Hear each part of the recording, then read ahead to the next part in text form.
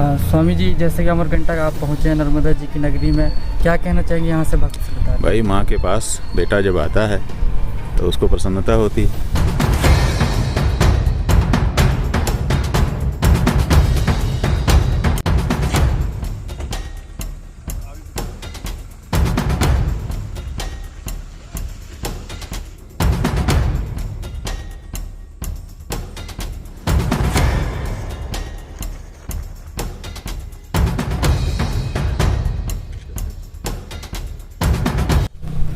स्वामी जी, जैसे कि अमरकंटक आप पहुँचे हैं नर्मदा जी की नगरी में, क्या कहना चाहेंगे यहाँ से भक्त श्रद्धा? भाई, माँ के पास बेटा जब आता है तो उसको प्रसन्नता होती है। और ये तो नर्मदा जी की जन्मभूमि है।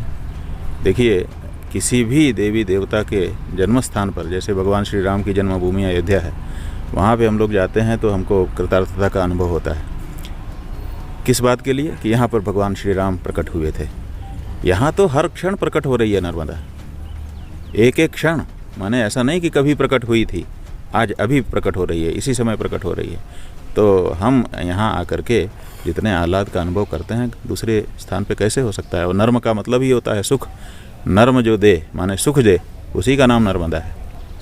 आज जैसे कि पूज्य शंकराचार्य जी महाराज ने नर्मदा मंदिर में दर्शन किया, क्या कहना चाहेंगे? ये हम सब के लिए और अमरकंटक नगरी के लिए बड़े गौरव, बड़े हर्ष की बात है कि आज हमारे बीच नवनियुक्त शंकराचार्य ज्योतिष पीठाधीश्वर जगत अभिमुक्तेश्वरानंद जी महाराज का आगमन हुआ।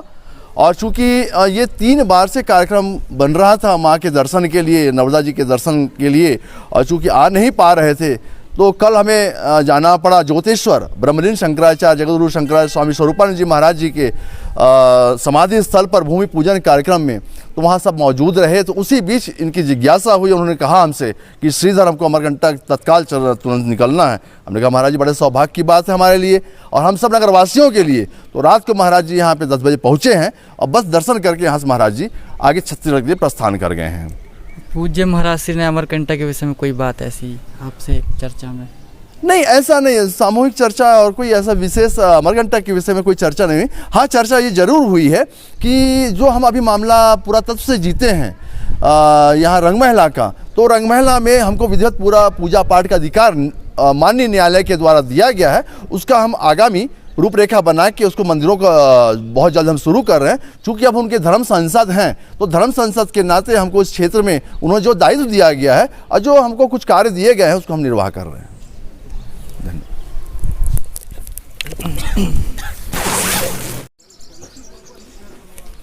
पूज्य शंकराचार्य जी महाराज का अमरकंटक का आगमन था, आप लोग पहुँचे, क्या कहना चाहेंगे? पहले तो मैं माँ नर्मदा के चरणों में अपना सर झुका के प्रणाम करता हूँ। आज नर्मदा के पावन धरती पर आदि गुरु परम आदरणीय शंकराचार्य जी का दर्शन करने का, उनके साथ नर्मदा जी का दर्शन करने का सौभाग्य प्राप्त हुआ।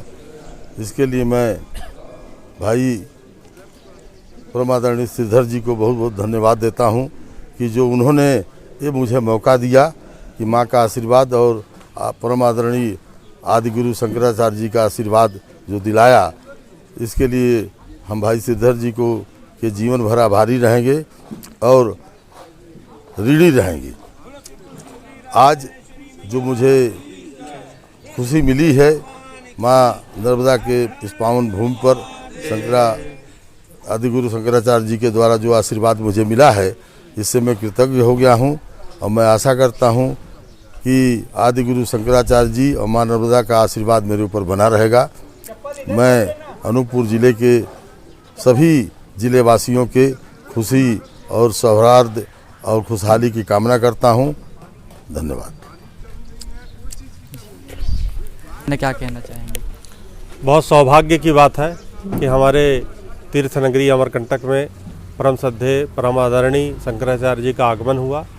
कल दोपहर के बाद हमारे बड़े भाई परम आदरणीय श्रद्धेय श्रीधर जी का मोबाइल कॉल आया कि ऐसा ऐसा कार्यक्रम महाराज जी का बन गया है।